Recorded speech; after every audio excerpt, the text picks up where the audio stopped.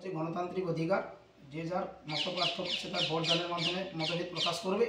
এখানে কোনো বোমবন্দুকের রাজত্ব থাকবে না, সন্ত্রাস থাকবে না, মানুষ ভালোভাবে বাঁচবে।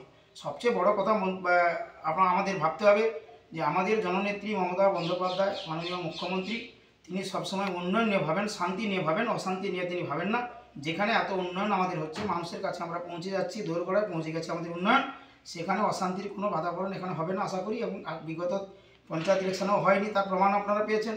বিগত লোকসভা ইলেকশন হলো, তাতেও হয়নি। আশা করি 26-এও প্রয়োজন পড়ে না। তো এইভাবেই সবসময় ভোট হবে, এইটুকু কথাই। তাতে চালিয়ে তোমার বিকাশ তো ঝামালি হচ্ছি, তুই চালিয়ে রাতে শুনতে গেলে বোমের আওয়াজ, ঘুম থেকে উঠলে বন্দুকের আওয়াজ। কিন্তু মমতা বন্দ্যোপাধ্যায় সরকার 11 সালে আসার পর থেকে আমরা প্রত্যেকটি মানুষকে আপন করে